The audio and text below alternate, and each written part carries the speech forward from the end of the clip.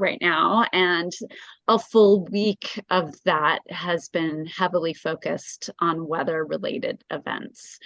And it was last Thursday after the department head meeting that staff joined my call to spin up an emergency daytime shelter. We were looking at a forecast and looking at the potential to have lows with the wind chill factored in amongst the lowest that we'd seen in decades in our community. And while we've done more than ever as a community to expand overnight shelter options, and we had the city-run winter shelter, which is taking place at Civic Field. We had the county's severe weather shelter, which is taking place at a building on State Street. And we had the base camp facility, which is being operated by Lighthouse Mission Ministries, all expanding and stretching. The winter shelters normally host 45 guests, and they were working to accommodate up to 50. Lighthouse Mission had committed to going up to 220 from 200.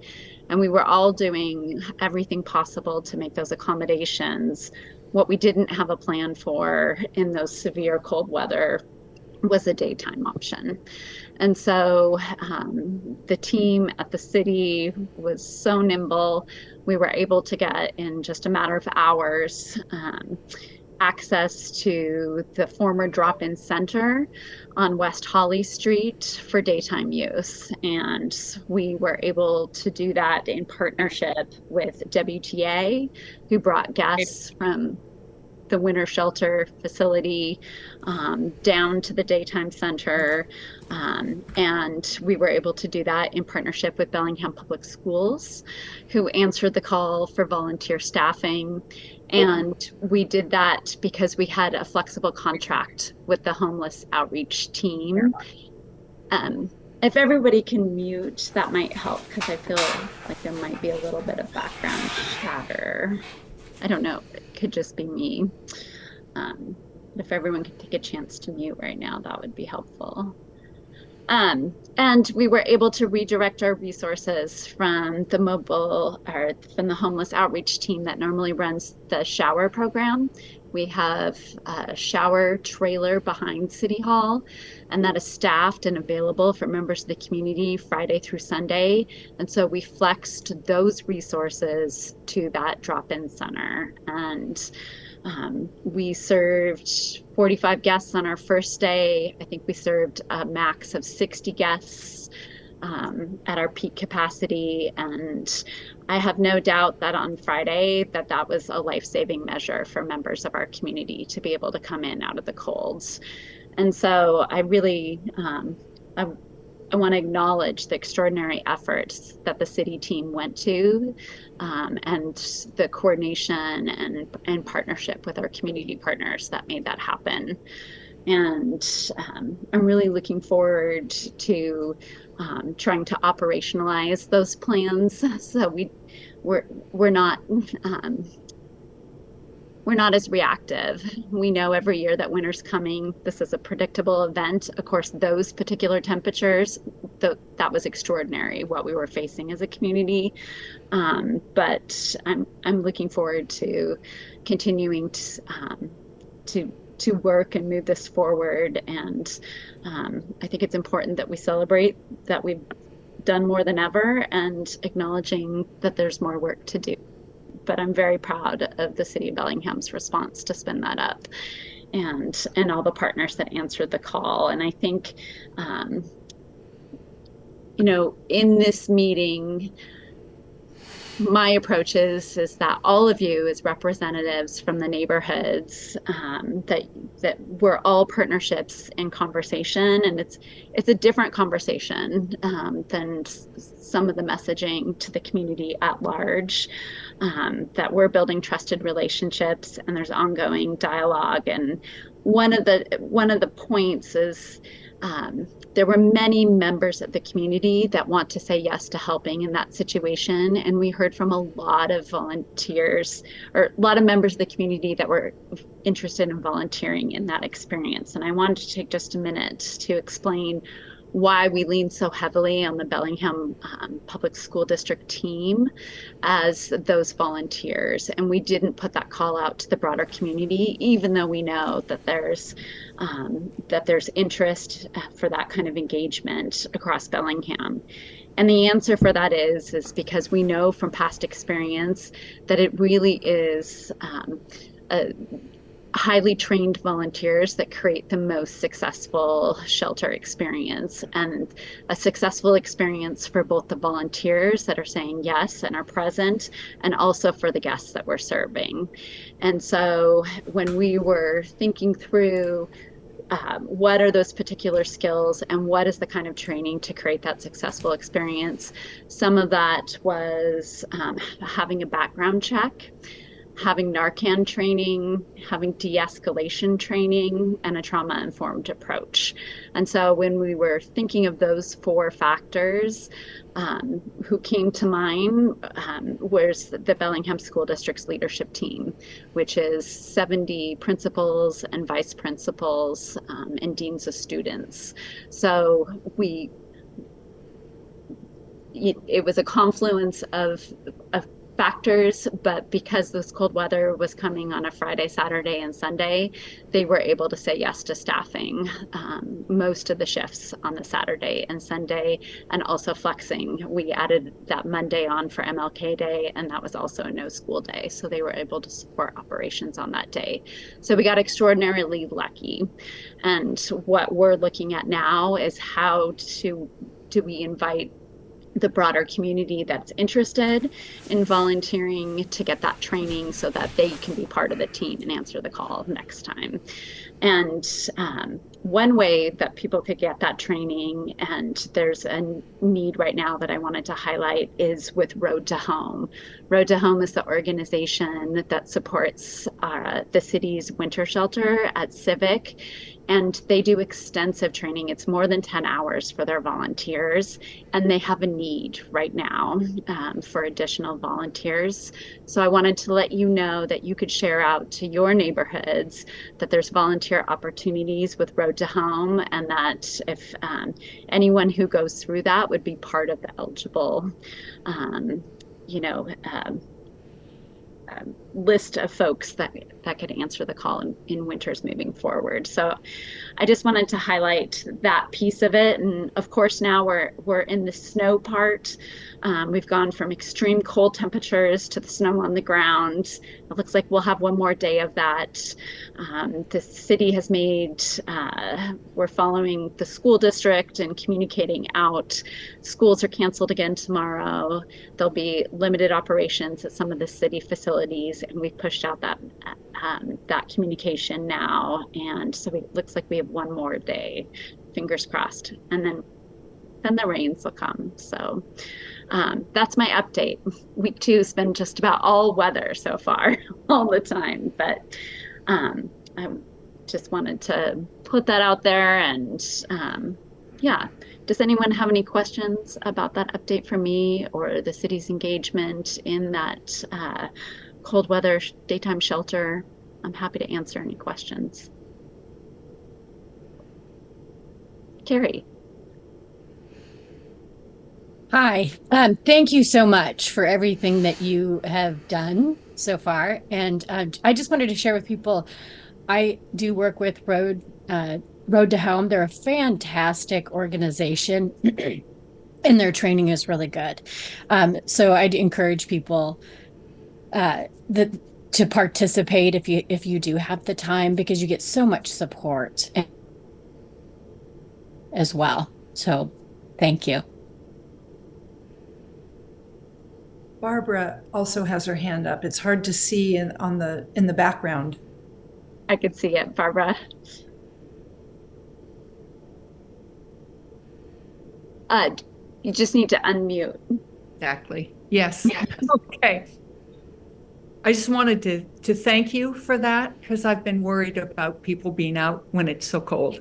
So really appreciate your being so proactive in getting that organized. The other thing is, I don't know if Janice, you can put it in an email to us, how to contact Road to Home. because I'd like to let people in the neighborhood know and put it on our website to get the word out. So is Yes, that I something? can email that to you. Great. Thank you. Doug.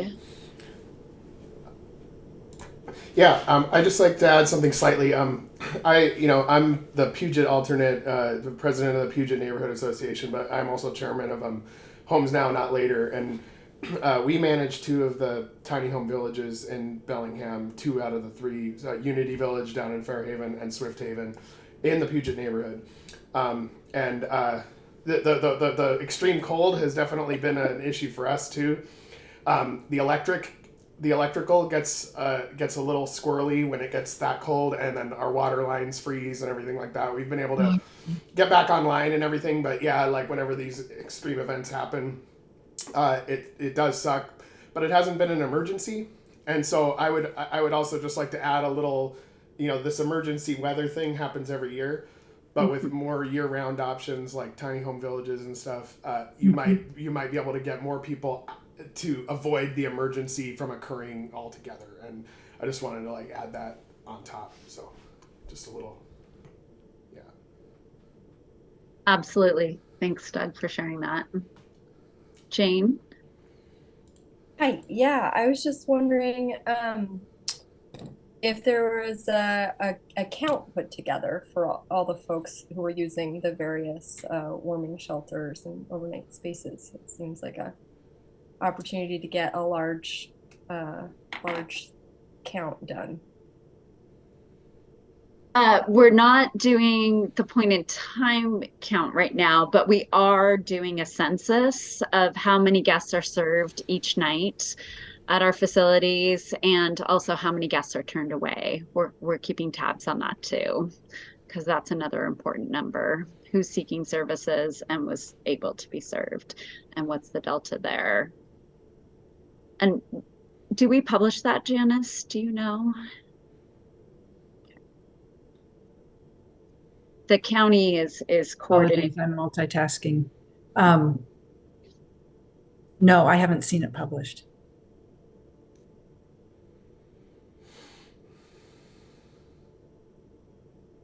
Our nightly capacity is 290. That is the regular nightly availability for overnight shelter beds in Bellingham during this winter. And we stretched up to, we added 30 additional. Oh, wow. So we went up to 320. And then we had up to 60 guests each day during the daytime operation. And we also ran it today. And I have not heard today's count on how many guests were served. We'll be doing the same tomorrow. Were there people turned away?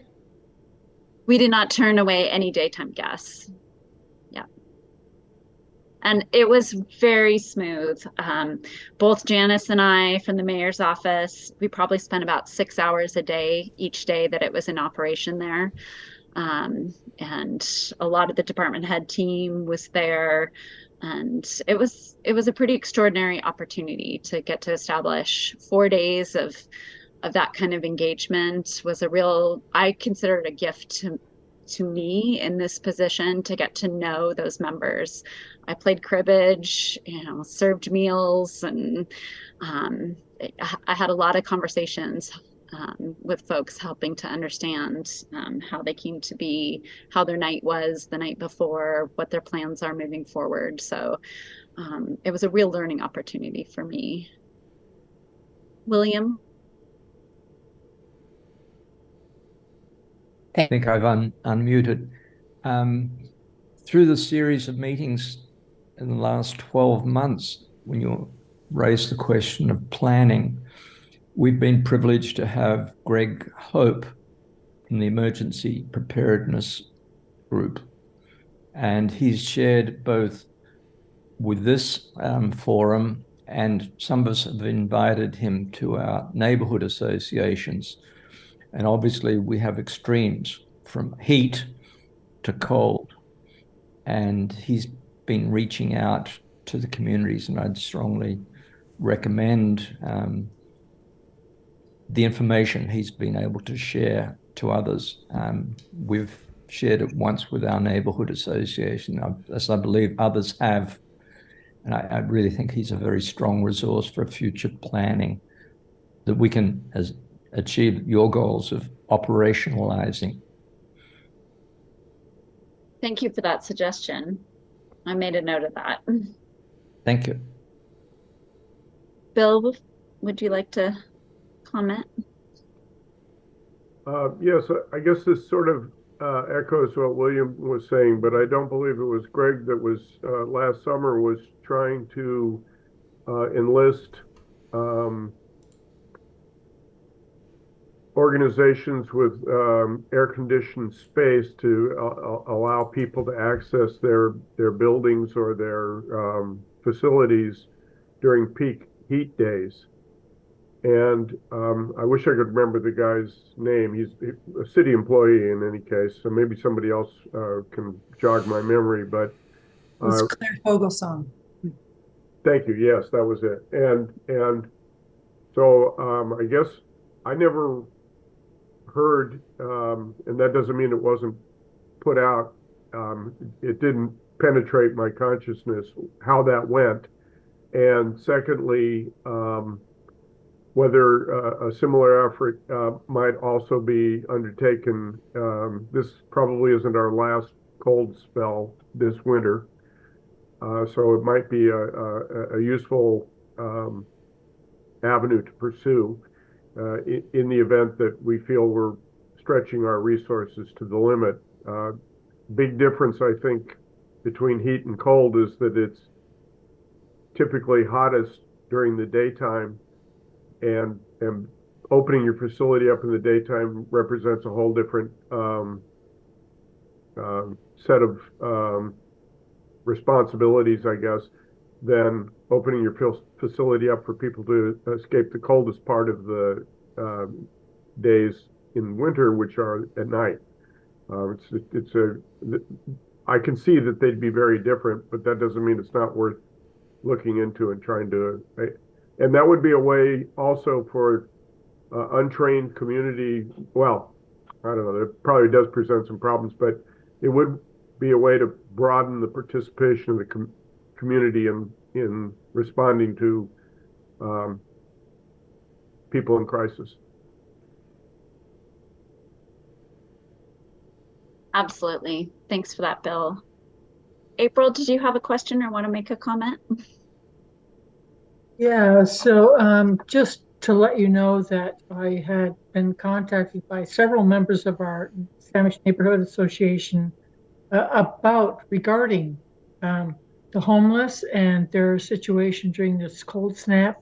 And I think it's just a matter of communicating better of your efforts of what's going on, because it's astounding what you're doing. And that needs to be communicated to our community. Just because there is this expectation from my neighbors of, well, nothing's going on. What is happening to these people? So just a better communication might be helpful. That's all I had to say. Thanks for that, April. And yeah, please do share out at your next neighborhood meeting. And we can direct you to some more resources that kind of summarizes the work that we did, especially as it relates to the extreme cold weather, that could help you tell that story. I agree. We should tell our stories. Carrie?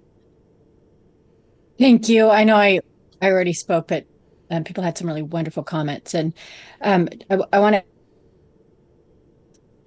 comments because I had some similar questions to that around communicating how we can help you communicate ahead of time.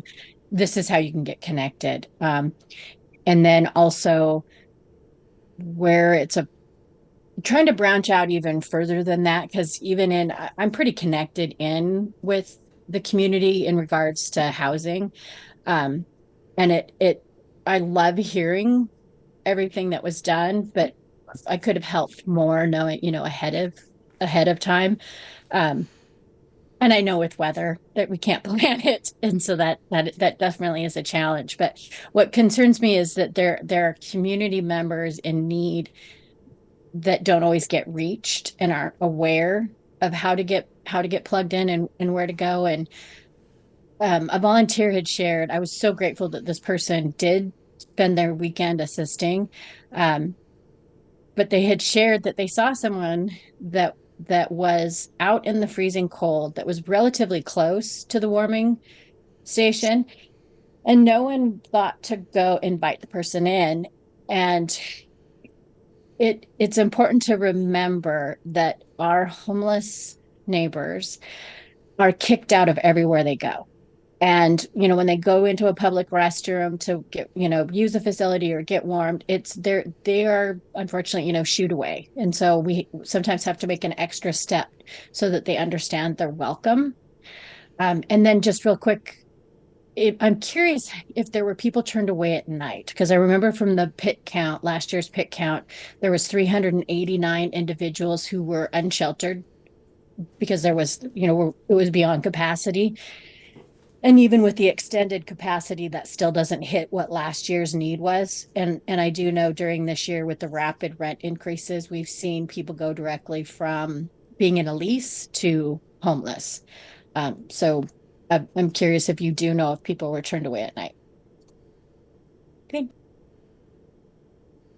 Um, I I did hear that on the night that so on Road to Home did, I believe, on Friday night, or maybe Saturday. What is time? It was all a blur the weekend.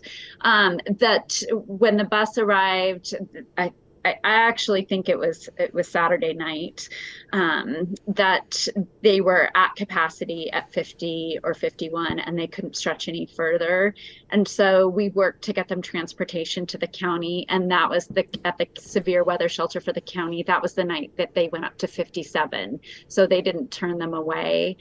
I do know, though, that there was a few people that had been trespassed from that facility and were no longer welcome, and they were not let in that night, which is a different situation. But for everyone that was able, they stretched to accommodate. But yes, and I omitted, but I should add that the city of Ferndale is also doing a severe weather shelter, and they were 15 guests over the cold weather stretch this weekend. So they were in operation out there serving 15. And Lummi Nation also, but I haven't seen their census numbers, so I can't speak to that. Has Linden started to do any shelters? Not Okay. as of yet. Thank you. I invited that work at the we had the small cities partnership meeting and really looking at a diffuse model, so the burden isn't all centered in Bellingham in these events, because I do know that there was some people being brought into Bellingham, but when we're at capacity, that could be a life-threatening event if we weren't able to make an accommodation. So really being mindful that this is all of our work. And part of why it took till Thursday to activate is because it is a constant and fluid conversation between city and county, because if the county is the seat of public health for all of us. And this work really is funded and staffed within the county. The city does not have a health department. We are not set up for this level of human services typically. So we had the ability. And so my fundamental belief is when government can do good, it should. And so we did this work. And we weren't just going to point fingers about where the responsibility lied. So we stepped up, but it's still an ongoing conversation about who leads this work and how do we operationalize it. So I'm really looking forward to that conversation starting soon. Luis.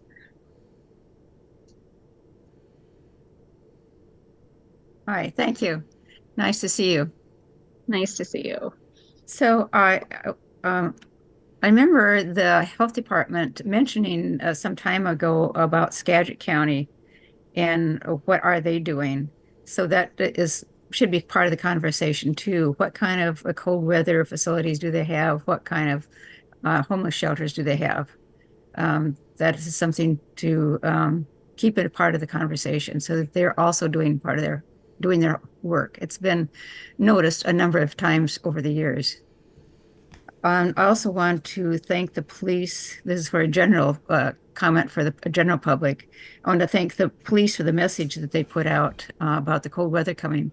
A lot of people weren't really paying attention to the weather report and whether they're apartments or houses, wherever they might be. Sometimes they're not realizing that they need to do something a little bit different when we have weather this cold. So it was important that the police put the reports out so that people can get food ahead of time and also try to take care of their pipes. So we have fewer pipes in the city being broken. And I also want to thank Public Works for their warning.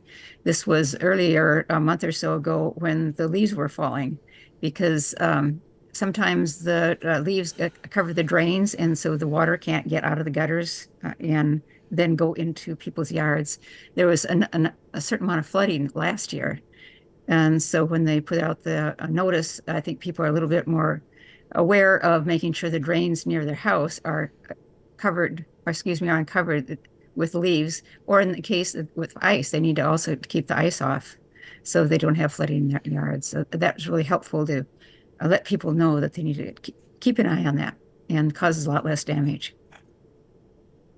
Thanks, Luis. We'll pass on your gratitude to those departments. And I want to be mindful of the time, and we're at 7 o'clock. I'll just add one other piece to share to all of you about the extraordinary efforts that we did. And that was that Whatcom dispatch was notified that any first responder could connect families to a hotel and give out hotel vouchers. And so if they had made a call or were responding to a family with a shelter emergency, that was another tool in our community's toolkit during this cold snap. So and I know that there was some families that were provided those services. So I just kind of wanted to give the full scope of how we responded. And to date, updates from Chief Hewitt, we do not yet know of any loss of life in our community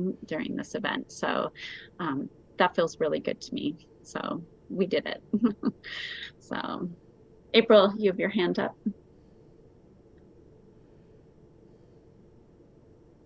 No, I'm just trying to clear it. Oh, okay. Well, I'm going to move the conversation along on our agenda, and that is we have a whole host of minutes to approve. So those were communicated out in advance of tonight. I know that several of you were able to message about some small corrections. Janice, are you able to share your screen? I can share my screen, or I can just tell you what the corrections were.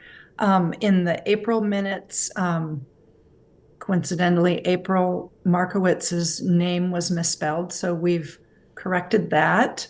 And in the June minutes under social trails, someone's name was incorrect. We had Dana and it should have been Dina. And her title was incorrect, so we fixed that. And there was one other, the October minutes, the consent agenda that was noted in the conversation about ABC recycling was the Port of Bellingham, not the county council. So we've made those corrections that folks let Tracy.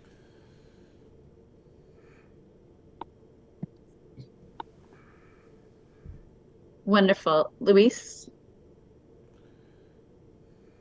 Yeah, thank you. Another thing I noticed too is on the May 17th, I was mentioning some concerns we have on northwest on the corner.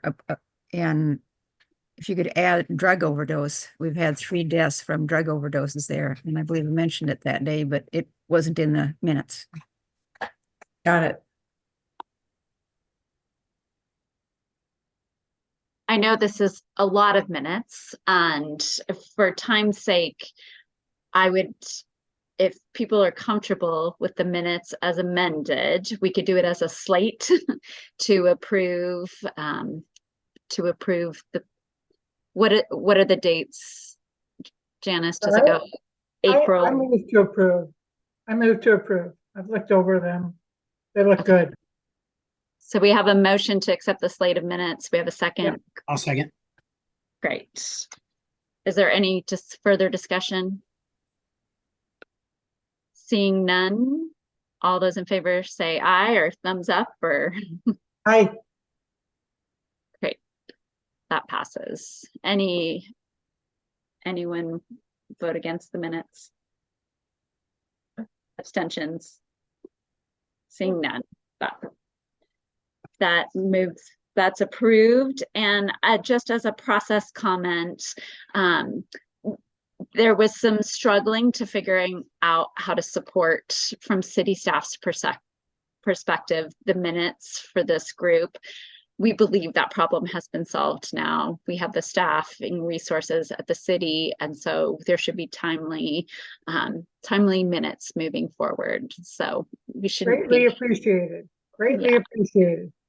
So looking forward to that. So the next item on the agenda is roundtable, and we still have a generous amount of time tonight, but I'm wondering if we could do maybe 2 minutes per member tonight, kind of the greatest hits, because there's some additional questions I'd like to posit for conversation. I'm really eager to unpack with this group about how we can make this meaningful and valuable time and two-way engagement between you and myself and the mayor's office at the city. And so after the roundtable, I'd like to jump into what you have found in the past to be valuable. And also, I would really love to hear from you about what changes you would suggest to move forward. And so I want to hold space for that conversation. So if we can do a briefer greatest hits of updates for each neighborhood, and if people are agreeable to that tonight, that would be great. In terms of going in order, how have we done this in the past? Who kicks us off? Or should I just call based on how I see you on my screen? That's the way. Okay, this is the way. All right, Bill, you are top left corner. You have the honors of going first tonight. And I was going to defer to my alternate if she's prepared, but Jan, are you prepared to? Here. Yes, I'm prepared because I thought you were going to be in Texas. Yeah, I thought I was too. I was booked on a flight from Seattle to Love Field in Dallas, leaving this morning at about 11:15. And it was a MAX 9 aircraft. I spent 5 hours on hold with Alaska Airlines on Monday to get to change my reservation. So awful. But go ahead, Jan. Okay, so we have 2 things. We are going to have our plant sale at the end of March 30th. And when we have our in-person meeting, I will pass out little leaflets that will tell you where it is. It's at Hillsdale, the parking lot, as it always is. And we already have about 9 vendors who are interested. And here is our sign, keep it looking. It's on Saturday, March 30th from 10 a.m. to 3 p.m. And we'll have more on that next time. And then we also are continuing with the small and simple grant that Bill is organizing, and I will get the information here.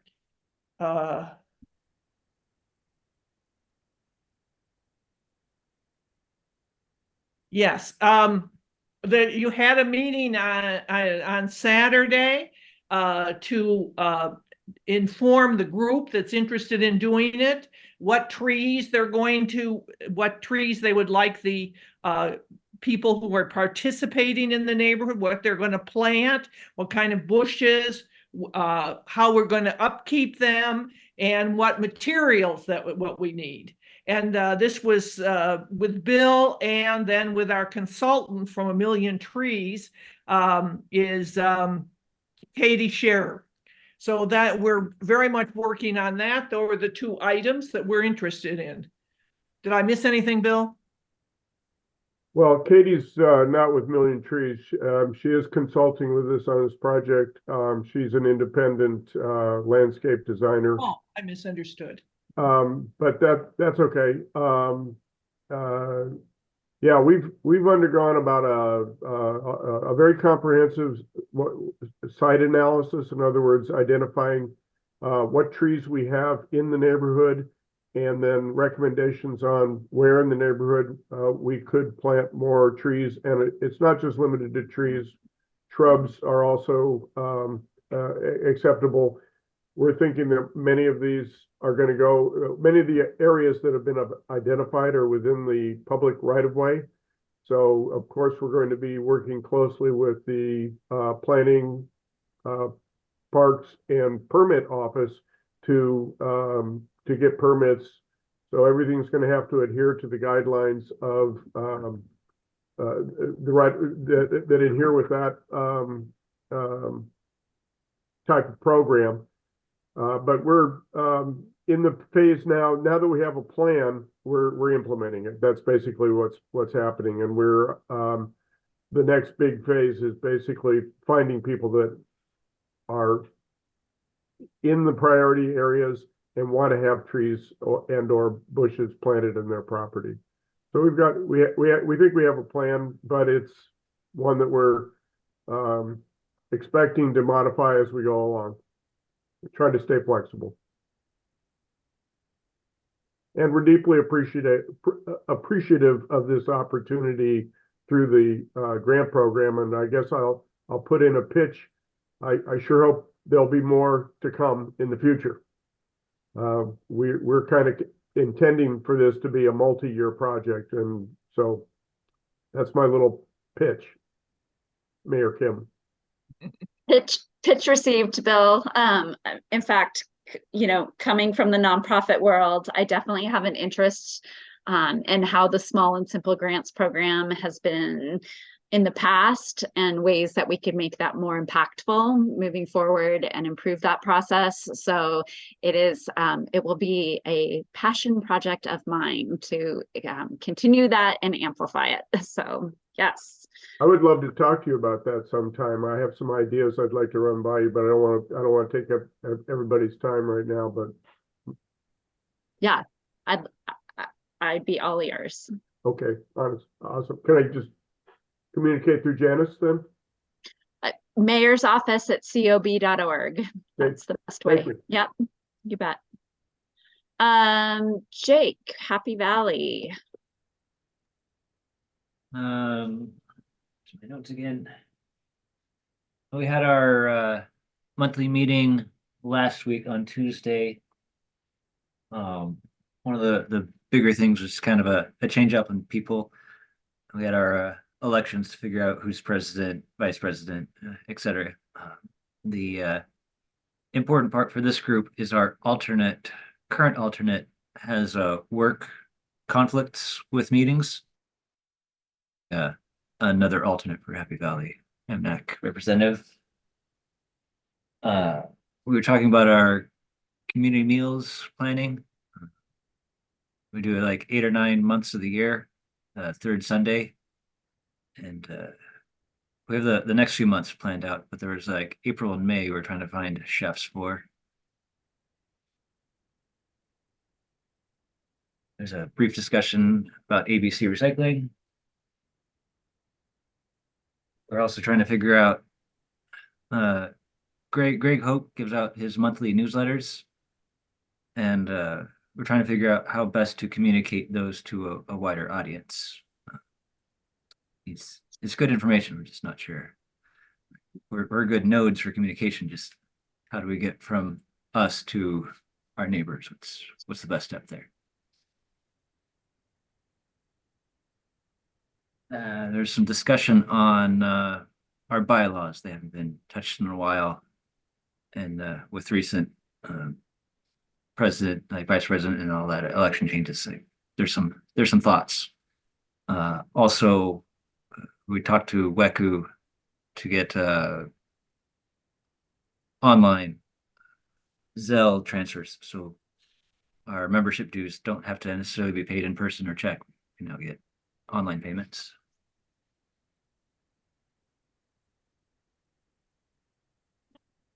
That looks like the highlights for this month. Great, thanks, Jake. Carrie, Silver Beach. Hello, and I don't think I said this at the beginning, but we're very excited to have you, Mary Kim. And our neighborhood association would like to invite you to come to one of our meetings when it works on the schedule for you. We meet the second Tuesday of every month, 6:30. I'll go through the city of Bellingham or city mayor's office email for that, but I did tell them I would extend the invitation. You're welcome anytime. We met last week, and it's kind of the similar issues we have. We had a traffic study done a couple of years ago along North Shore Drive. The speed limit's 25. The average speed is 47. We had another accident where a car hit a telephone pole. And I think it happened right after the last November MNAC meeting. But neighbors are getting really frustrated and like bordering into angry because we've had a difficult time with addressing the excessive speed. And then we've got a petition that has been going around for a couple of years with specific issues relating to traffic. We also the crosswalk from Blodell to on Electric Avenue to Whatcom Falls Park. So that's a park to park connector that doesn't have a flashing light. We continue to have near misses, and unfortunately there was a dog that was hit there. Just horrific to listen to. We've been petitioning. I think Nancy Chen is in our neighborhood association, and she has a petition going to lower the speed limit from 35 to 30, similar to Alabama. Then we have, we're in the watershed. There is the moratorium that was extended, so we talked at length about that. We have some ideas about the concerns around the 4 parcels that have storm drains that feed directly into the watershed. We've been working with Blake Lyon around some ways that we can rectify that because of how it impacts the drinking water for everyone. We're updating our neighborhood plan. We put it on pause because that was put into the moratorium process, as the city will be coming back to us specific to our neighborhood plan. But we are hoping to revitalize awareness and some of the existing programs within the neighborhood plan and get that back out to some of our newer community members, because there are some specific guidelines and regulations that are specific to the watershed, and we want to make sure we're doing our part in preserving our drinking water. And then we're also working on, in interest of time, I'm not going to read through the whole thing, but we're for, and this companion bill, Senate Bill 5961, which is rent stabilization. And for people who would like more information about that, please reach out to me. But again, in interest of time, I won't do the big sales pitch on it. Thank you very much. Thank you, Carrie. And I assume as a neighborhood, you've submitted comment on the pedestrian and bicycle master plans, especially on that area that's the trail connector and the crosswalk. We did. We submitted the Okay. petition that was put together, and I got as many people. One last quick question. So I try to direct people to engage Bellingham. It's like pulling teeth. It's all, I'll take any advice I can get to help encourage neighbors to participate and engage Bellingham. I think we did get a pretty good group who responded when as surveys have been opened, but I feel like we could do a better job, and I'll take advice on what that would look like. Okay. I think it's something that we are also thinking about. We'd love to see higher engagement, and so it's a topic of conversation. Thanks for that. Luis, I see you next. Thank you. I'd also like to thank Fairhaven for being so inspirational and planting so many trees. You've done a lot over the years, and hopefully the other neighborhoods will see what you're doing and follow suit. I want to thank you for your work. And also, Happy Valley gets the blue ribbon for that.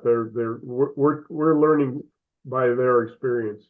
yeah, it's wonderful. Some neighborhoods have planted a lot of street trees over the years, and it really makes a difference in the neighborhood.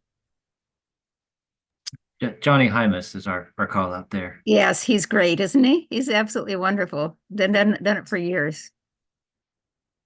I want to mention that Birchwood is proud of our recycling history. We actually, our volunteers started the curbside recycling program clear back in the 80s, and later the city took it over and made it citywide. But we're very concerned about the new proposal with the Out of Country Corporation that wants to bring out of country metal discards. We're concerned about the noise, the air and water pollution, and the road damage that those huge trucks will be making. It's a huge impact in a residential neighborhood. So hopefully people who haven't been to that area will drive around and see all the homes that are there and how they will be impacted. And actually, I think it'll be a citywide impact. So that's a huge concern. I know a lot of the other neighborhoods have mentioned that also.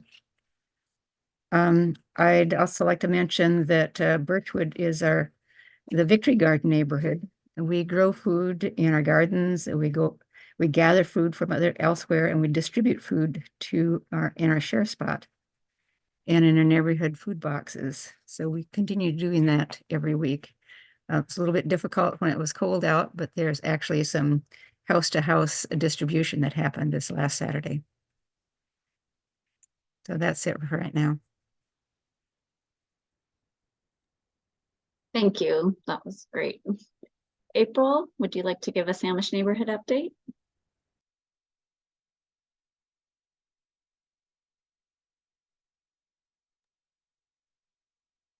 Sure. So there's nothing really to report, but on a personal level, I've heard about the benefits of trees on neighborhood streets.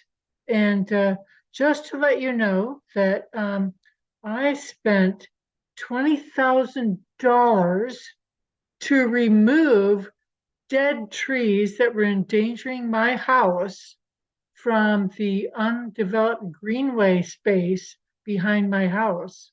So it's not necessarily beneficial to increase these street trees unless the city takes an active measure to control them and prune them and take care of them as they should. I'm very adamant about this, obviously, but just knowing that I knowingly did not know that I was responsible for 20 feet into this undeveloped right of way, that I had to be responsible for all these undeveloped trees, that cottonwoods, alders that were dead and endangering my house, that the city would not take care of, that I had to take care of. So just knowing, just letting you know that this is a responsibility of the homeowner, depending upon where you live, that you might be responsible for trees that are on your property.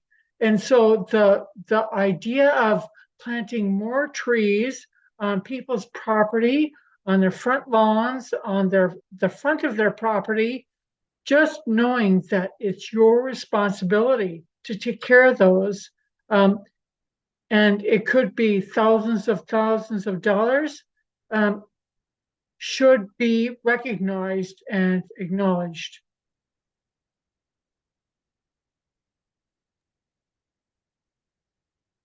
Thanks for that point, April. And I'll just add that if folks are, there are conversations right now about our urban forestry management plan, and staff had made a recommendation for a 40% tree canopy coverage, which is about citywide, the average canopy number across all neighborhoods.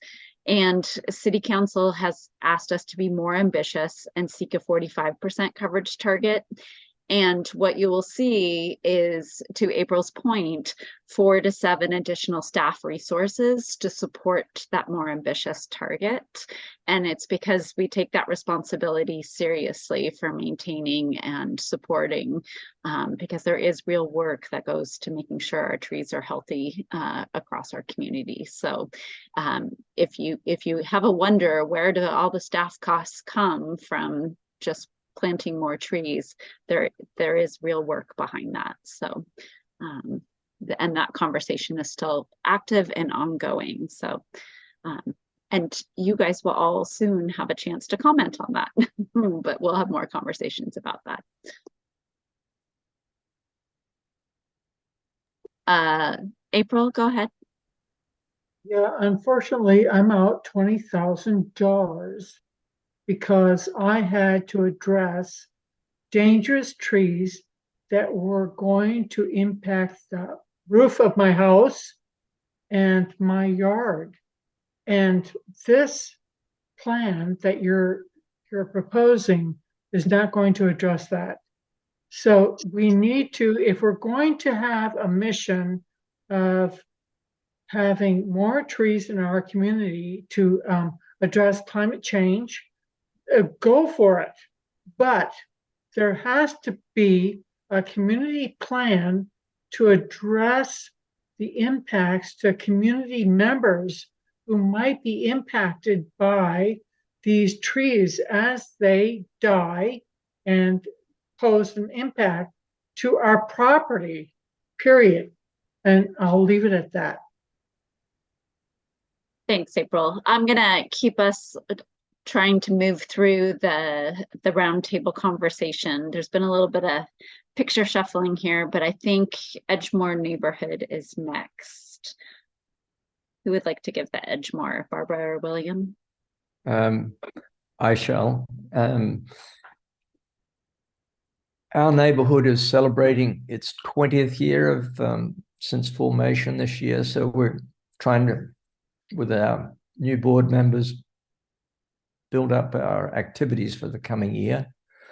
And to start off, we are grateful for these small grants, and our project was to improve communication within Edgemore. We have basically a residential neighborhood where there may be 900 homes, and most people are pretty isolated. So we're feeling pretty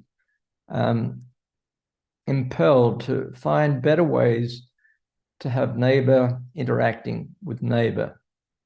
And while we've started off with the grant to have a newsletter and to have a social gathering, The thing that's actually started communication was the first draft of our sign for the Edgemore.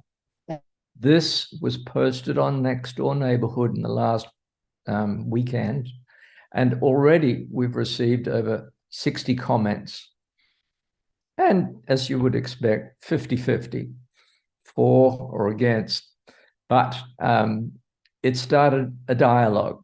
So for us, we're grateful for the small grants. We are engaged in trying to come to resolution of what will be shared with the Parks Department, and we've already had the draft approved by the Arts Commission, so the project's moving forward. To share with you what else is starting to improve communications within our neighborhood, if you take a drive through Edgemore, you'll see a lot of protect signs in the yards that say protect Mud Bay Flats Cliffs. And this is part of an awareness and education, and most neighbors are participating in this.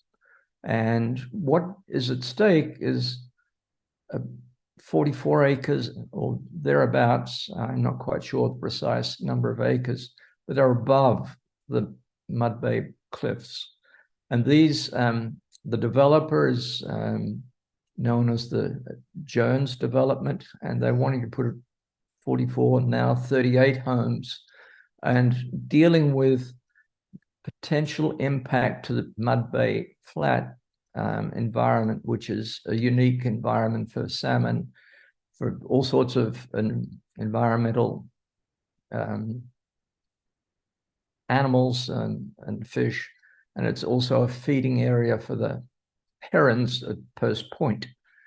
So we really are hoping that in the permitting process and communication is ongoing, that there is an environmental study that will come about. Our neighbors are supporting what it takes to dialogue with both the city and obviously with the developers to get resolution to what will improve natural beauty in the foreshores around the cliffs. Our neighbors host tours, and I'd strongly recommend, when it's not as cold, to take a walk at low tide along the cliffs of Mud Bay. And it's a beautiful area. With that said, we have made a little bit of progress in communication, and we're trying to embark upon the services that Janice and her office provide, and getting those posted on our website. And we're trying to increase awareness of these modern technologies for communication. Old-fashioned letter stuffing and newsletters is one thing, but believe it or not, for some, Next Door Neighborhood has started the process off. We've got comments actually from across the city, but many meaningful ones within the neighborhood of Edgemore. So we feel as though we're achieving some goals. We're going to be celebrating 20 years this year, and we're hoping to get some more new blood into Edgemore to make these things real. Thank you, William. For your support. Thank you.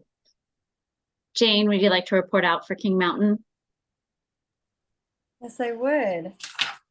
Well, first of all, I want to say on behalf of the King Mountain Neighborhood Association Board, thank you, Mayor Lund, for stepping up and being willing to serve our city. We're really excited to work with you going forward. I am Jane Campbell, president of the Neighborhood Association for King Mountain.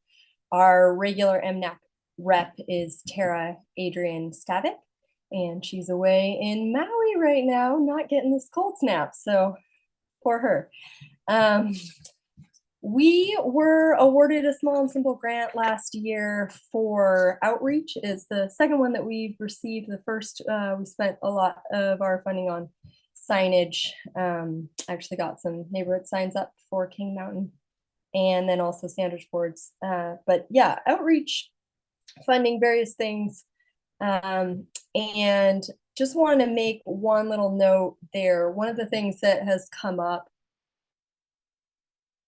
when we've been thinking about how we're able to actually reach the members of our neighborhood, the residents of our neighborhood, there is a language barrier in a lot of instances. And in a couple of circumstances, actually, when we were doing the mayoral forum in conjunction with the Cordata Neighborhood Association, there was a desire, and we looked at it a little bit, how to get our promotion of that event into some of the native languages of the people who live in our neighborhood. So we're definitely not a monolingual neighborhood. And so just wanted to bring that up as something that I'd love to see made available as more of a service. I think there may be something that I heard of just recently that is available through the city, but yeah, more support around connecting with the diversity of neighbors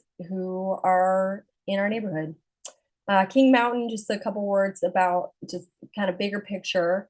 Our neighborhood is a large neighborhood by land mass. And then it's this funny patchwork of densely developed pockets and then large tracts of forest. We're not quite at the tree planting stage yet. We're still in the trying to hold on to our tree stage, and would love as much support in that as possible going forward, because there is a lot of pressure.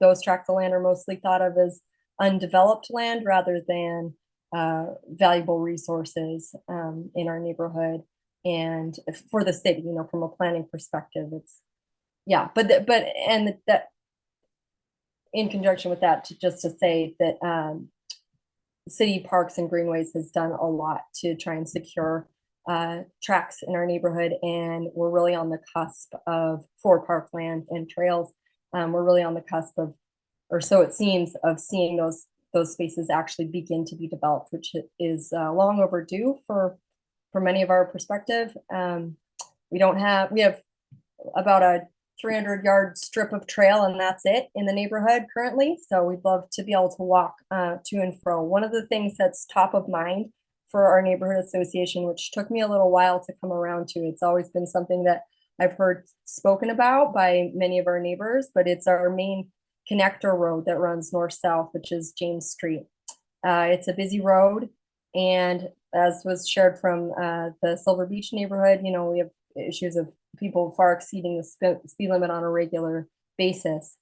Because of the amount of development that's going to be happening in the next year in our neighborhood in terms of multifamily and single family developments going in, the city does have quite a few plans that I was just updated on from Public Works, actually after the issue was raised at the mayoral forum, and then also there was a presentation given to this commission in the fall from Public Works, and James Street was cited as an example. So there are a lot of things that are happening. Unfortunately, the soundbite that we keep hearing that we'll stay on it and bring it back up, both with Public Works, and we'd love to bring it in clear focus for your attention, Maryland.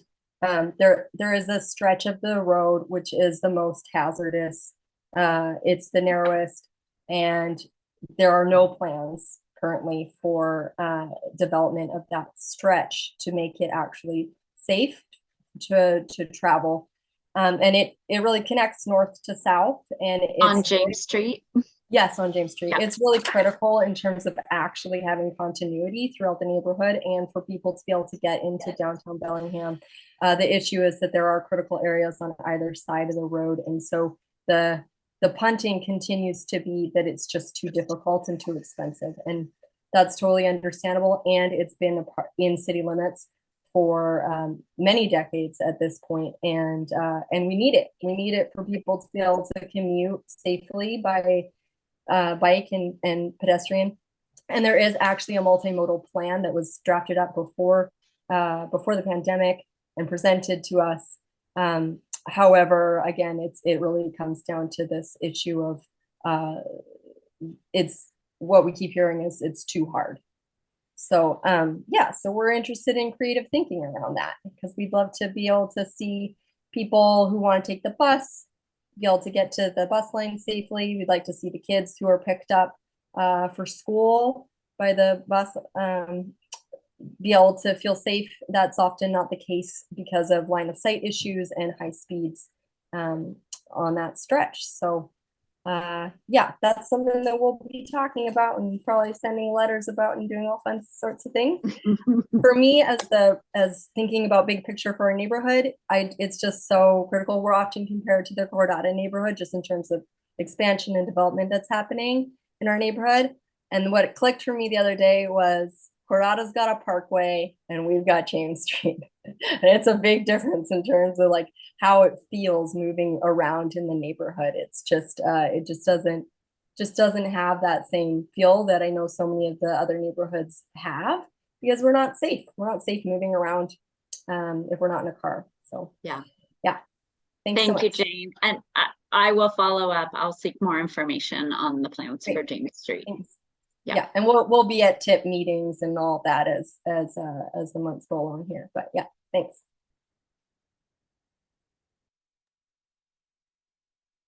Doug, would you like to give an update? Yeah, so in terms of like the Puget neighborhood itself, like the Puget Neighborhood Association, ever since COVID, like it's been kind of dead. Like we've done meetings and stuff, but there hasn't been like a lot of people that show up. We've tried to do them in person. We've tried to do them over Zoom, things like that. But we've still kind of met, and all I can say is that in terms of the problem that I see in the Puget neighborhood or in any other neighborhood in Bellingham, there's a lot of issues. It's all been discussed today, but the homelessness thing is like literally one of the biggest things that seems to be always there and getting worse every year, as far as more people becoming homeless, because the rubber meets the road, right? Like the rents go higher, the pay doesn't get any higher, and more people become homeless. So all I would advise the city to do is that in every neighborhood there needs to be more housing options for people, especially people who might be homeless or in very low income situations. I did mention before about Homes Now, who operates in the Fairhaven neighborhood and in the Puget neighborhood.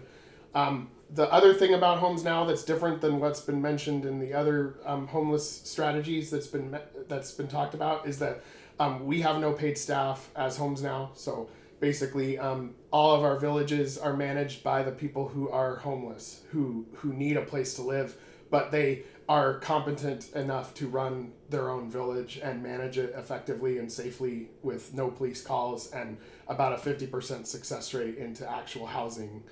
And so what I'm saying is this can scale up and really make a dent in this problem without extra federal funding, without raising taxes. It relies on the people who need a spot, who can actually help other people in the same position and move forward. And it's worked in 2 neighborhoods, and it can work in every neighborhood in Bellingham. And so I would advise that as far as like a long-term strategy of like how you can make a serious dent in the issue without like a lot of cost, it's a good option. And there's other issues in the neighborhood, like the speed limit. It might not be people might be driving too fast and stuff like that, but like if we get down to the bread and butter of what's really going on, people need places to live.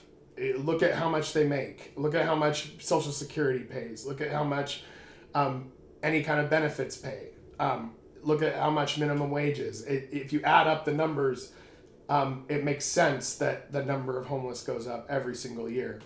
And you might be able to feel like it's okay this year in an emergency situation, but it's moving faster than it always seems to be like the efforts seem to be getting faster, and that's good, but the speed at which it's getting worse for the efforts to catch up to seems to be speeding up as well. So whether it's the Puget neighborhood, whether it's any other neighborhood, I see that as the biggest issue right now as the Puget alternate in Bellingham, and I would advise the mayor to take it very seriously and consider experimental options to like move it faster. Yeah. Thanks for all of that, Doug. And I'm looking forward to getting a tour. Sounds good. Yeah, anytime you want. Yep, it's on my list. And I know that I see hands up, but I want to be respectful that we still have a bunch of neighborhoods that haven't been able to speak. And yeah, no, and I'm done. I just wanted to lay it out, and I hope everybody has a chance to speak as well. Thank you, Doug. Christopher, would you like to go next? Sure. First, I want to say it takes a lot of courage and dedication to step up and be the ultimate civic activist. Thank you for running for mayor. And so now we have quarterly meetings, and we're going to have our meeting 2 weeks from today at the Chuckanut Center. There are probably lots of things about the city that you are not familiar with and might like to, and Chuckanut Center is one of them. If you don't know what it is, I'd be happy to prepare a little very short description, maybe for the next meeting or another one. And also, Jane at King Mountain gave a little bit of a description of her neighborhood, so I will give a description of ours too. South neighborhood, we extend from the southern city limits, from that connects the freeway to the salt water. That's our southern border. And our northern border is basically Fairhaven Parkway and Padden Creek. To the west of us is Edgemoor, and we touch a little bit of Fairhaven, and across Fairhaven Parkway is Happy Valley. It's quite a large space, but we're a pretty small neighborhood in terms of population. And a lot of that is because by area, most of our neighborhood does not have any sewer. And sewers would be very expensive because the topography is up and down. This has meant we're almost a rural neighborhood. And of course, we love that. It's wonderful. And so that's a little bit of a description of the neighborhood. And we don't have any pressing issues right now, except that we're very concerned about the Chuckanut Creek estuary, also known as the mud flats below Mud Bay Cliffs. And we're very interested in that. You may know that our neighborhood, along with Edgemoor, Fairhaven, Happy Valley, and South Hill, worked and fought very hard to save the 100-acre woods for years and years. And with the help of the Great Recession, that wetland forest ecosystem is saved. So I guess that's all I need to say. Thank you. Thank you, Christopher. And in full disclosure, I live overlooking Mud Bay. In fact, Sea Pines Road, the street that I live on, was actually under consideration. It dead ends. Well, it's a cul-de-sac, but it was under consideration to be punched through as a connector and access for the Mud Bay Cliffs. So I'm well versed on the proposal as it currently stands. Okay, well, good. I'm happy to know that. Thank you. Lindsay, do you want to give an update on City Center? Sure thing. Hi, everyone. I'm Lindsay. I'm the interim executive director at the Downtown Partnership. I want to also acknowledge that Cheryl Russell is on the call. She is our current alternate, and she's also been our City Center MNAC representative for several years. So Cheryl, I might tap you for suggestions after the roundtable portion. But Some highlights on our end. I probably just focus on our work plan for the years is focusing on three major goals. We're trying to really increase the overall visitorship to downtown. So we're doing that through leveraging partnerships with tourism, with the chamber, with Western. We are also doing that by executing our legacy events, which includes Downtown Sounds. It's our 20th anniversary this year, which is kind of hard to believe. We are looking to close 2 additional blocks to increase the event footprint. We're in another era of growing pains for the series. So a lot of work ahead, but it's all very exciting in that realm. Another goal is just helping to influence the perception of safety downtown. We're excited to continue getting funding from the city. Thank you very much for our landscaping and cleaning contracts, our graffiti abatement contracts, and focusing on some place making projects. We were also the recipient of the Small and Simple grant last year, and we were able to install a fresh mural in the Commercial Street Plaza. And we have really exciting plans to lean into that area more through expanded kind of seasonal activations, more regular closure of the street for organized community events, and some more beautification efforts with more lighting and art projects there.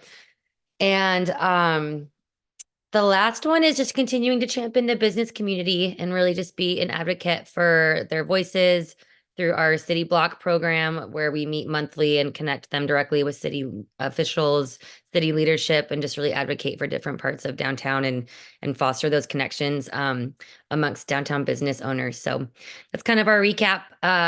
Mayor Lund, very excited to have you at the helm and work with your team. Looking forward to it. Thanks. Me too. Thanks, Lindsay. Chris Roselli. Hi, everyone. Thank you, Mayor Kim. Mayor Kim, just a reminder to you, I get to share half of my time with the awesome Gabby, who is our AS local liaison as well. She covers the student side of things, and I cover more of the general Western side of things. So first of all, thank you for coming to the Martin Luther King Day event on Monday. That was a really beautiful event. Western collaborates with 8 other different community partners, the other higher ed partners, the Bellingham Public Schools, Ferndale Public Schools, the city of Bellingham, who was incredibly instrumental in their support to put on this great community event. And so we had about 400 people at Seaholm High School. And some of the takeaways from it, there were 50 blankets made, which were donated to Road to Home or being donated to Road to Home. There was also about 600 pounds of non-perishable food items, which will be donated amongst the 4 higher ed institution food pantries that we have at our local food pantries at the different higher ed institutions. And then also there were 100 hygiene and snack kits for the houseless that are also being donated as well. That was all just from people who came and did really good community service work. So it'll be available, and it was recorded. The event was recorded. It'll be available on Western's webpage, the Martin Luther King webpage, which I can certainly share with all of you. Western was closed today. I've already got an email that we will be open tomorrow starting at 10 a.m. The crews have been clearing pathways to make sure that Western is accessible. And so if you want to take a stroll through campus, I've seen it. There's a lot of snowmen and other fun and interesting snow art all over the college campus. Students had a lot of fun on campus today, as you can imagine. And speaking of snow, just a reminder for folks, we have Western manages High Street, which is the main road that goes through Western's campus that is gated. And if the road that goes from Highland Drive down to Garden Street is unpassable, Public Works has an agreement with Western where they will call Western and ask Western to open the gates. So that way there is a way from the south end of campus to be able to access downtown in a safe fashion. So if our gates are closed, that means that Highland down to Garden is passable. And if they're open, that means that it's not. So, just wanted to remind everyone that if you do want to see anything that's going on with Western, of course, you can follow Western on Western Today. Anybody can sign up for our e-newsletter that goes out. On a personal note, I just wanted to say, Mayor Kim, the C-Click fix that our Public Works folks have is really an amazing service that we have. We just had a whole bunch of leaves that were left over from fall, and we needed a street sweeper. I simply just clicked on it, pointed an arrow where we needed street sweepers, and in 2 days we had a street sweeper come by and clean everything up. So we have an incredibly efficient and wonderful public works service. So thank you very much to them, and welcome. Thank you. I love to hear that. I'll pass on those kudos. Thank you. Gabby, did you want to add anything? Yeah. The only thing I'll add is, as many of us probably know, the legislative session in Olympia just started recently. So we've been kicking it into high gear with planning to send ideally around 70 to 80 students down to Olympia in February on President's Day weekend to go do some lobbying. So that's been really exciting. Yeah, and I'll second Chris's welcome to Maryland. Thank you, Gabby. Good to see you again. Nick Kelly, would you like to go next? Hello, Mayor Lund. Welcome to the group. I don't have much. We didn't meet last month because of holiday timing and such. We're meeting next week, but just wanted to say thanks for the grant that we had from your department that allowed us to put up some new neighborhood signs for our neighborhood. So that's it. Nice to see you. Nice to see you. Thank you. Annie, would you like to give an update for Sunnyland? Sure. Nick, your Cornwall Park neighborhood signs look really good. They're super classy, the design. Thank you. We have our quarterly meeting coming up next month. And last quarter we served food for the first time to see if that helped with attendance. And I'm happy to report we had like 3 to 4 times the number of people attend. People really like food, free food, turns out. So we're planning to do that again. That's February 27th. And then we're also gearing up for our 3rd annual Earth Day celebration, which will be on April 20th. Mayor Lund, you're welcome at either of those events. And we're also hoping that you'll come to our May quarterly meeting as the official guest. I think we have an email into your office about that, but we've got plenty of time to work out those details. So yeah, I think that's all I have for Sunnyland. Thanks. Fantastic. Thank you. Where are we at? Michael, would you like to go and give the South Hill update? Oh, yes. Thank you, Mayor. What we've been involved with is continuing education related to the ABC recycling effort. And I'd like to encourage everyone here on the Zoom, stay informed on this. This is truly a citywide issue. To give a sense to that, if and when this ever gets to full operation, and we're looking at potential 40 trucks per day coming in and out of Bellingham, this is going to impact traffic. There's going to be traffic on I-5 between, coming down from the border, but Bakerview to Iowa, Ohio, coming into downtown on State Street and then shifting over to Cornwall. That's just traffic. The issue with the shredder that's proposed for out on Marine Drive, this is a major environmental issue. I'd like to suggest, Mayor, that maybe we could devote a future MNAC meeting to talk about the ABC issue. I think that could be very valuable because there's a lot of misinformation. And that's all I have. Thank you. Thank you, Michael. And absolutely, I think if we don't have time to talk about future agenda topics, certainly in the next one, I want to facilitate that conversation about what are those focused conversations and what would those be that are our values citywide. So I think there's opportunity for that conversation in the upcoming agenda. Barbara, would you like to speak?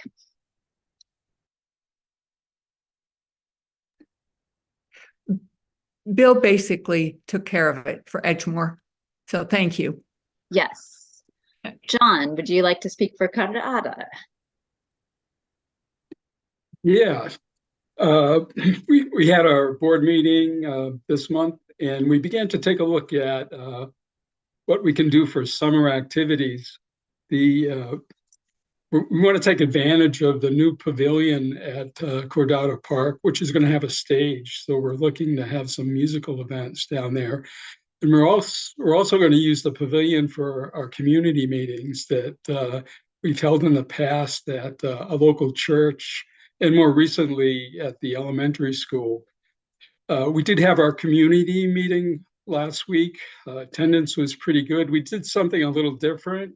We usually have a speaker, but this time around, we wanted to give the community a better sense of what we do as a board and what the neighborhood association accomplishments have been historically and in the last year. So each board member spent a bit of time talking about projects that they've worked on in the last year.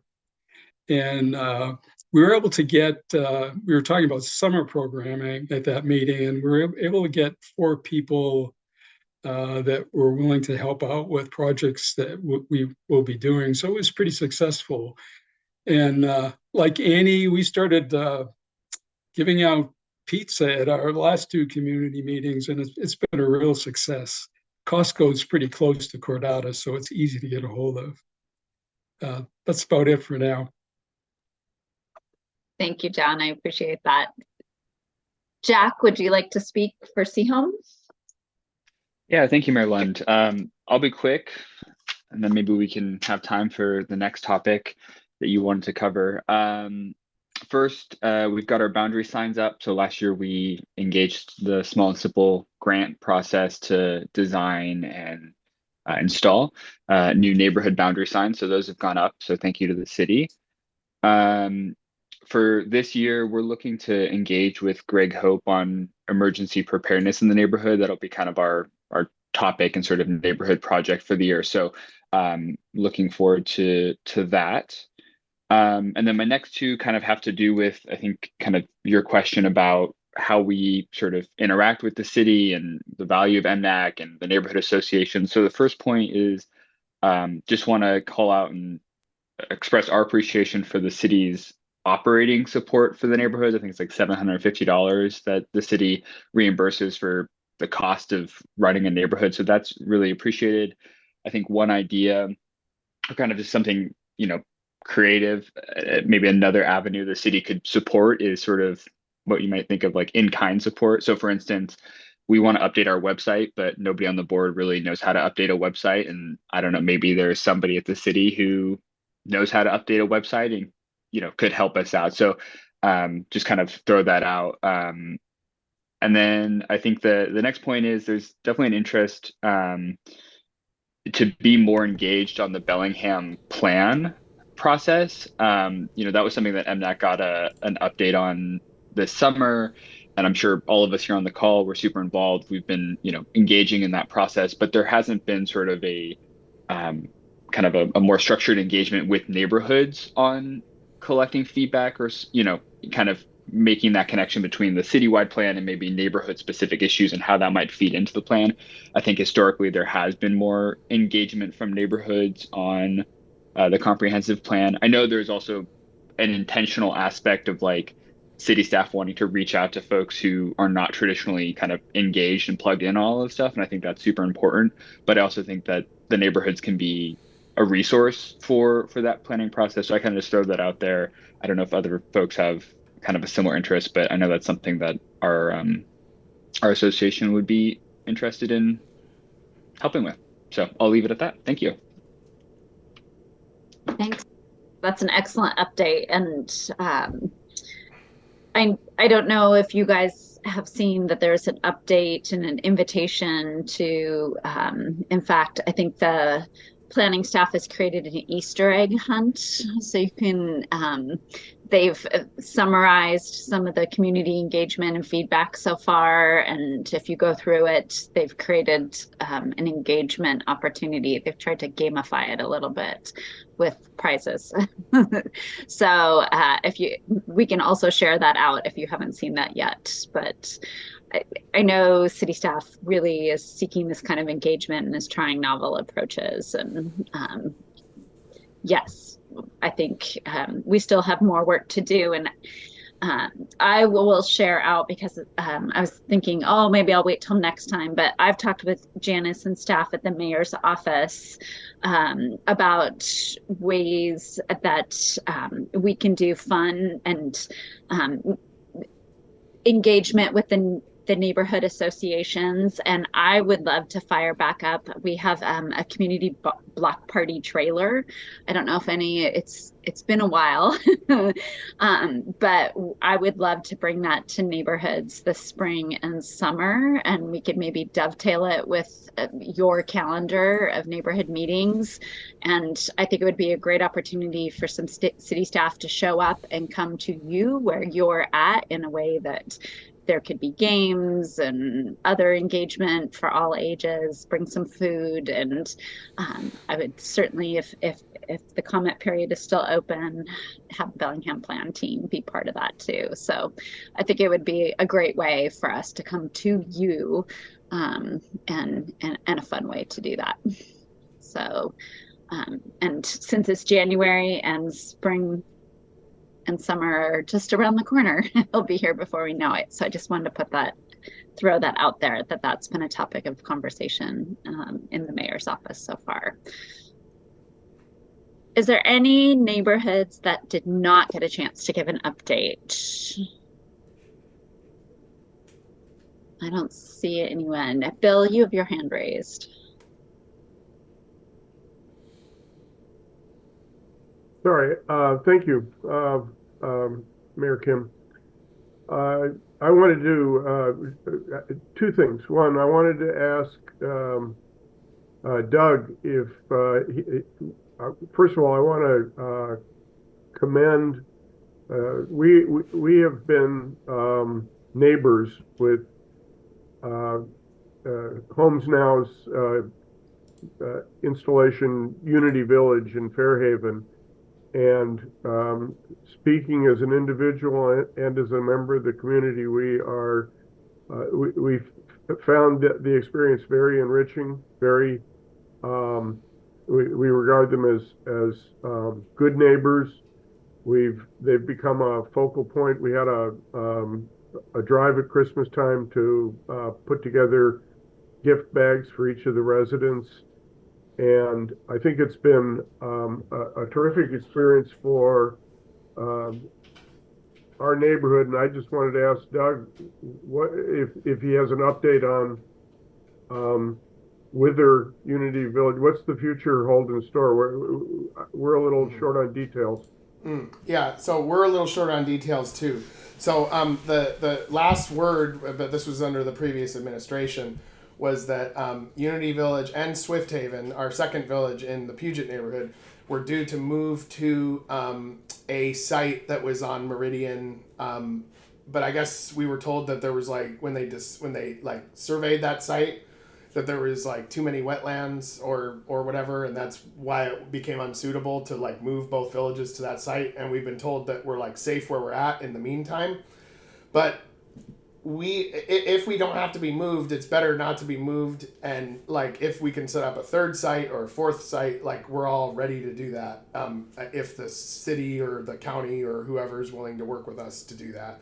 And again, the thing that makes our model unique is we don't really take the government funding. We don't have the paid staff. It is people who are homeless. Sometimes they're in a tent. Sometimes they're staying at the shelter, but they are able to run their own life, and they might just be very low income or something like that, and they are the ones who run both villages. Well, again, speaking for myself, they're great neighbors. They really are, and we value their presence amongst us. Yeah, no, I mean, we don't want to be bad neighbors. We want we want multiple neighborhoods to see what we're doing and be like, you know what, we should do more of this. And help more people who can be helped quickly, easily, because it's not a micromanaged situation where you need a lot of funding. It's just people who are willing to work and help with their own housing and volunteer for their own housing, and they do so. So what you see is what people who are homeless are the ones volunteering and doing almost everything. And yes, we have volunteers that are outside, and they help too. We have some regulars that are great. We couldn't do it without them, but like internally, it's the people who are homeless running it that live there, and I'm glad that that is the impression that your neighborhood has of them. So Absolutely. I mean, nobody wants to be a bad neighbor, but I think it takes a little work to be a good neighbor sometimes. Totally. It shows, and I think a lot has to do with the model. If I could add one other comment, Well, okay. actually, we have 23 minutes remaining, and I want to have substantive conversation because that will be so helpful to me moving forward. So I'll bite my tongue. I'm happy to, if you want to email me, or I can make myself available to talk after. I could stay on the Zoom call afterwards. And I have a comment to make that's not related to homelessness. So earlier, sorry, Jack was talking about needing website work and stuff like that. Like my trade by default is IT professional, IT consultant. So like I do web stuff, I do computer stuff. So if any neighborhood association or whatever needs a basic website with a basic contact form and all the basic stuff that would come with that, you can feel free to hit me up directly, and I can set that up for you. I have my own server and everything like that. So if you need web stuff done, that's my skills, and I'll help you out with that. So just let me know. Thanks. That's incredibly generous, Doug. Thank you for that. Jake, did you have Just kind of follow up. Sorry, April, on the $20,000 in trees, but just our neighborhood, Happy Valley, over the last 30 years or so, we've got like 200 street trees we've planted, and Johnny Hymas does every summer go through and water them and inform neighbors what the regular tree maintenance needs are. And so we've got a pretty successful rate of the trees surviving. And we're not spending thousands of dollars on those. Thanks, Jake.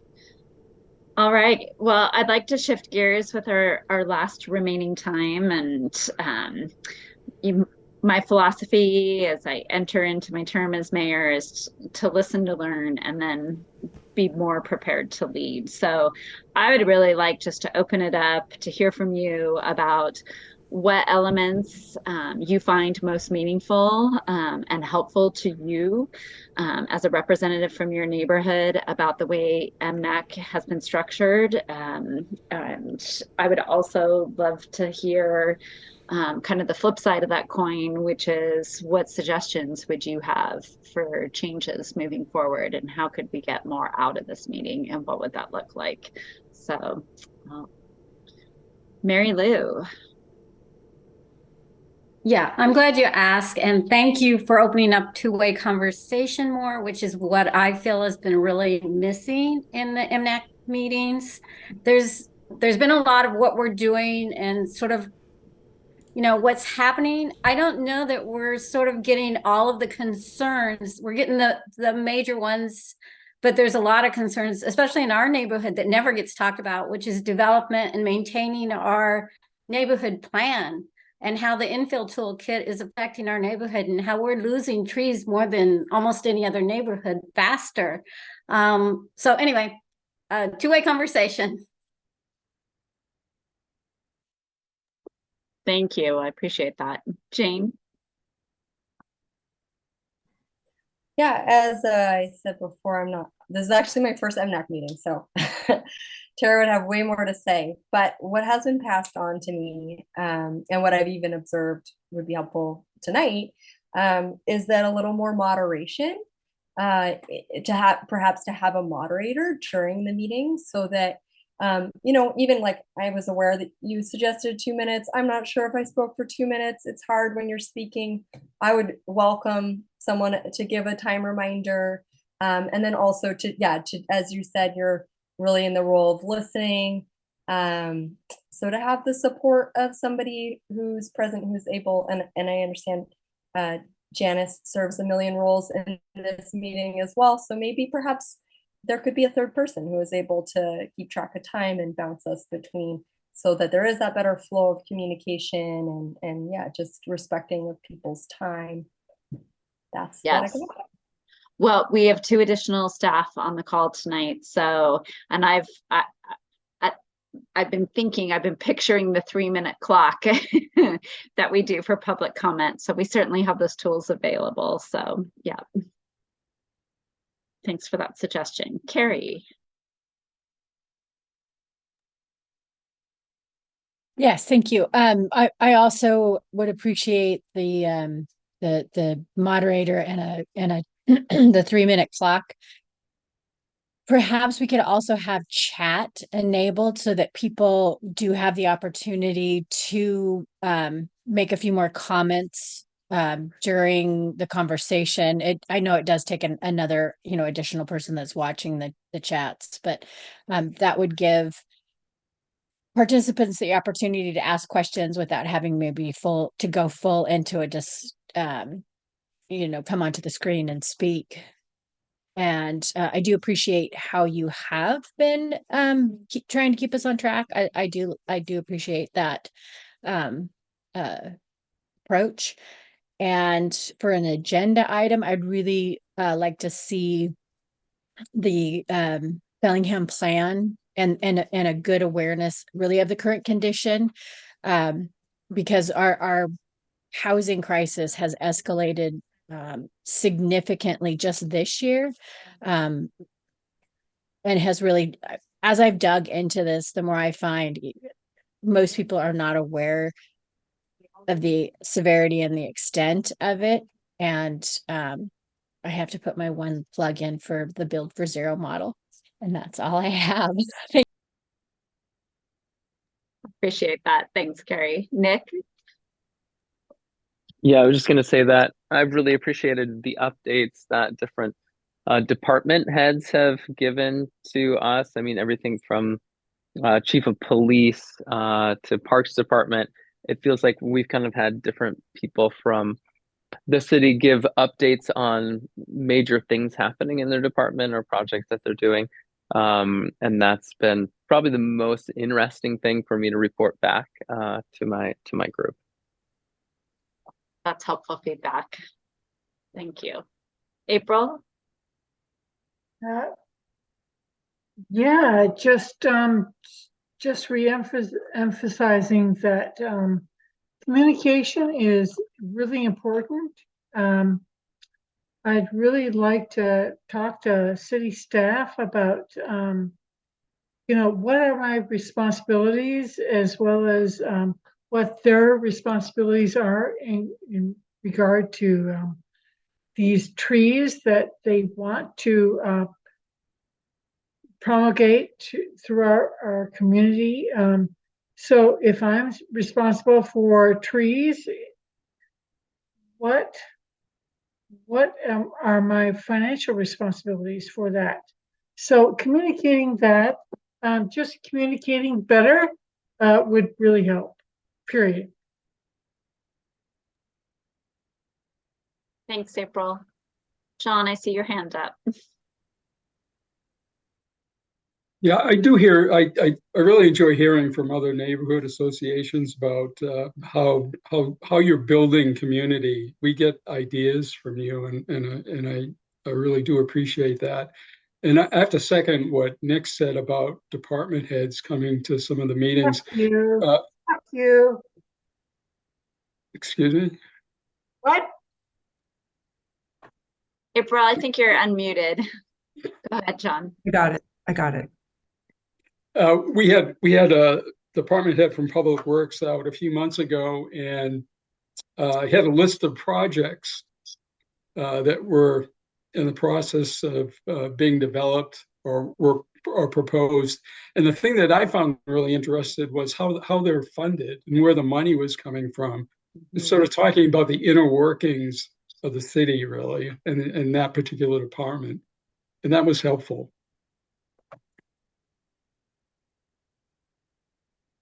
Great. I've seconded the department head update here. Cheryl, would you like to give feedback?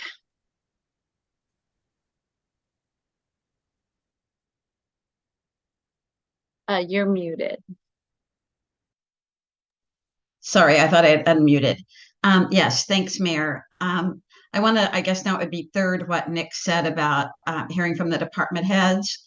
I think that that's always very beneficial to us to pass on to neighborhoods.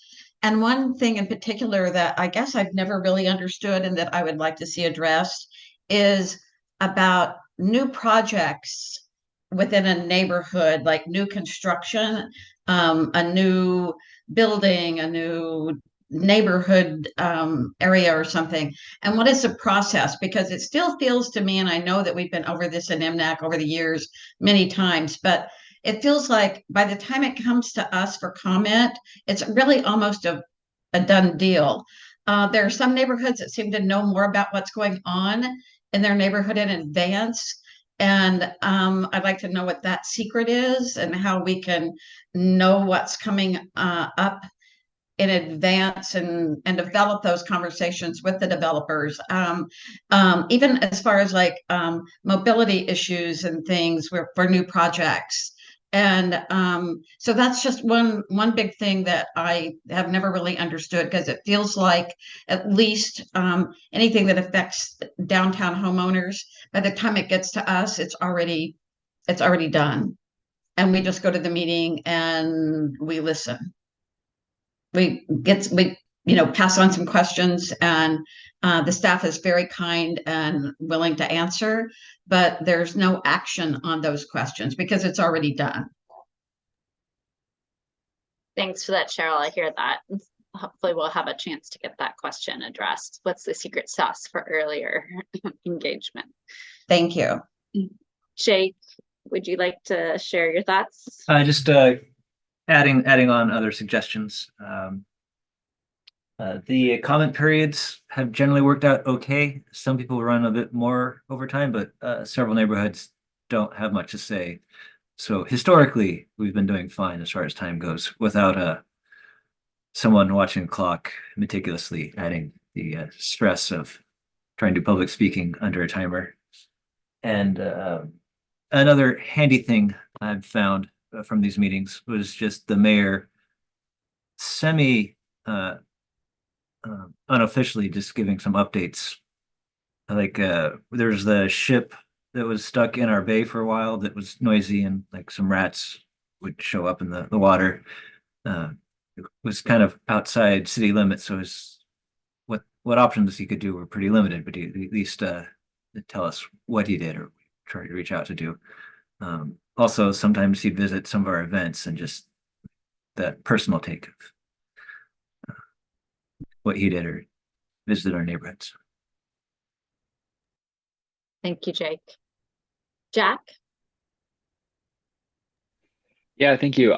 Just want to echo Cheryl's comment about the kind of notices. I know speaking for myself and then also for our neighborhood president, we get letters every time there's like a development notification that has to go out, and there's a lot of development in a lot of our neighborhoods, but see home, we see a lot of buildings, and so there's not really there's no effective way to like really share that information with the neighborhood, right?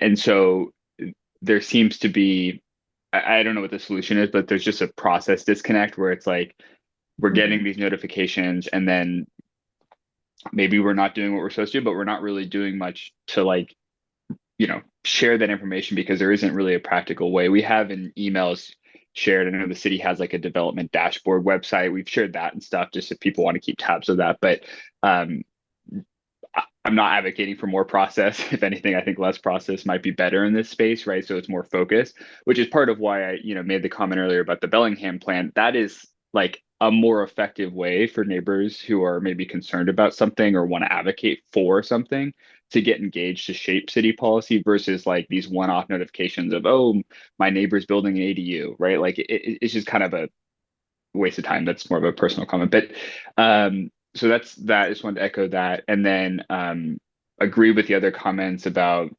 hearing updates from the city. I think as much as we can make this time like maybe structured around a topic or having something where there's more robust engagement, I love hearing from all the neighborhoods, but when it takes like an hour and 20 minutes to get through everybody, it feels like we're missing out on other topics. So finding a balance between these roundtables and, you know, creating space for kind of deeper conversations around issues.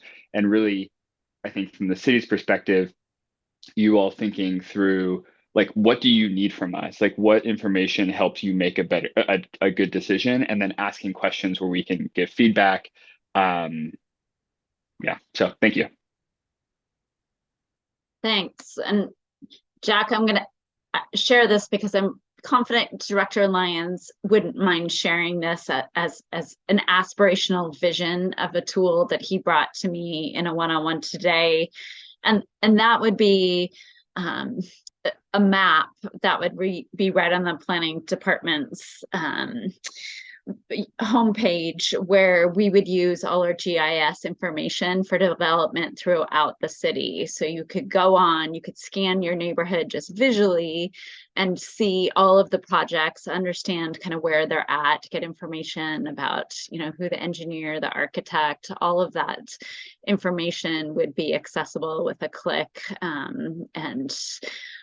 It would be a different way to give you the tools to get those, to get more information in a very visual, user-friendly way. And so that's his long-term vision. We don't have a plan to realize that, but I just wanted to share that's the kind of tool and accessibility he wants to democratize to all of you.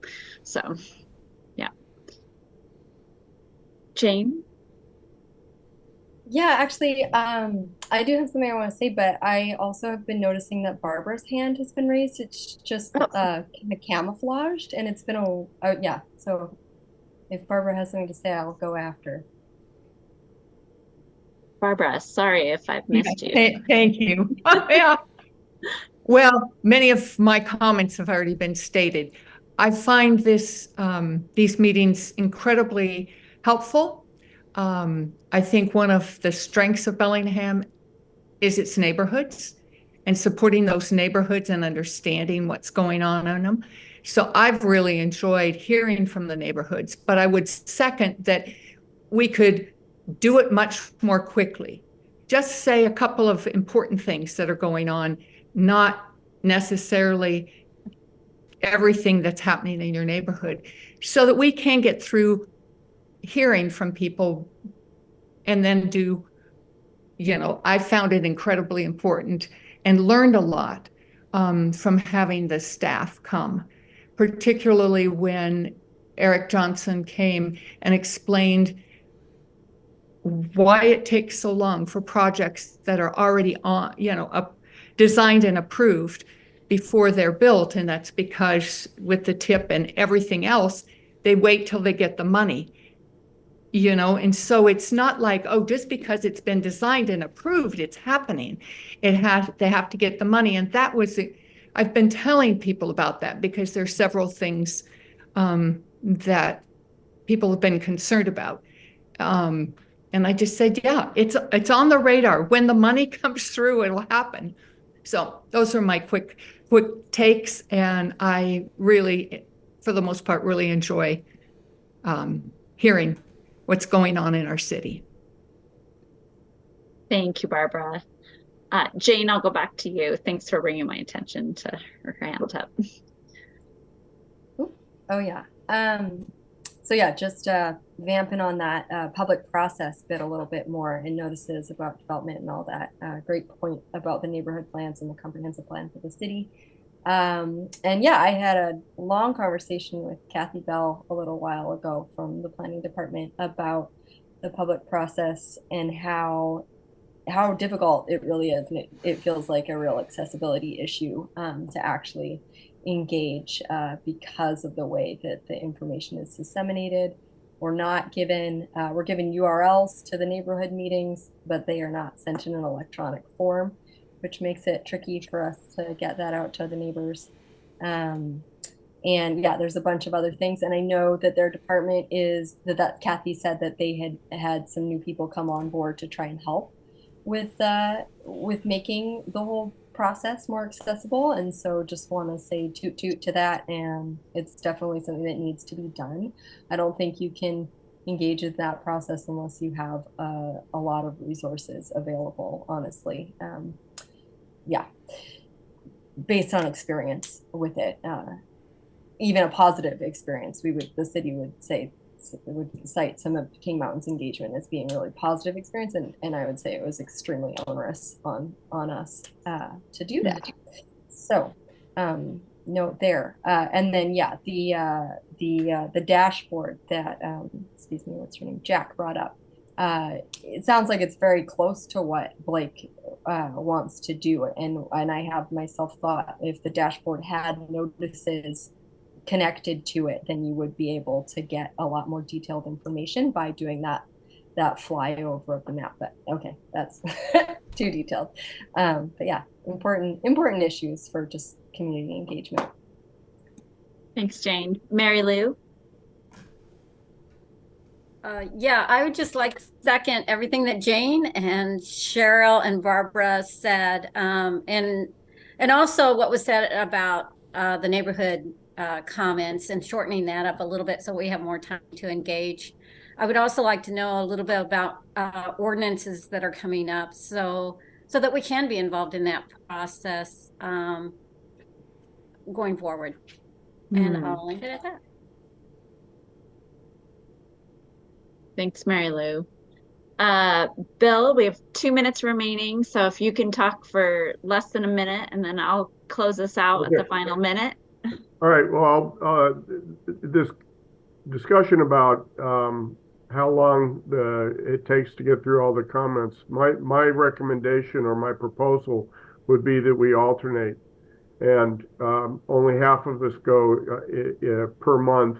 A lot of the neighborhoods, if I'm understanding correctly, don't meet on a monthly basis. At least their boards don't. And you know, that some abridgment of who's speaking on that subject.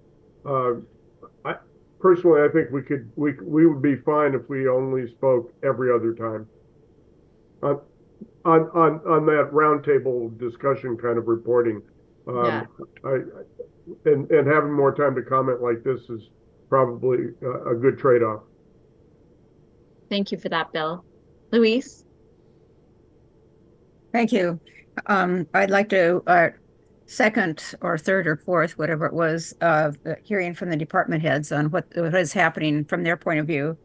I enjoy the neighborhood reports. We could possibly keep them a little bit shorter. But also it'd be nice to look at some issues that are facing the city, like that ABC recycling that was mentioned. It's going to be a huge impact on our whole city. Or something like the clear cut proposal at the golf course. That's also going to be a shock if that ever happens.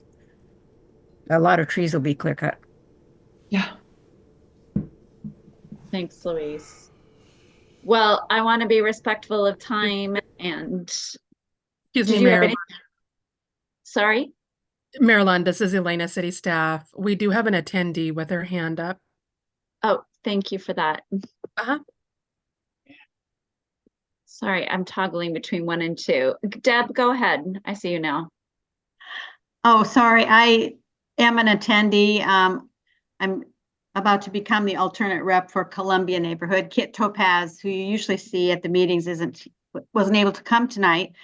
And I know we're just about to finish, so I just wanted to give you a short. The Columbia neighborhood has expanded their board quite a bit for this year, so we're hoping to be able to complete more projects this year, and appreciate all the comments everybody made tonight, especially the small and simple grant success about science, because that's something that we're looking at. So thank you very much. That was it for me. Thanks, Deb. I'm glad we got to hear from Columbia tonight. So I'm glad you were able to connect with us. I just want to say that I am so honored and so humbled to be able to do this work. And I consider you guys an instrumental group and conduit for communication from the community.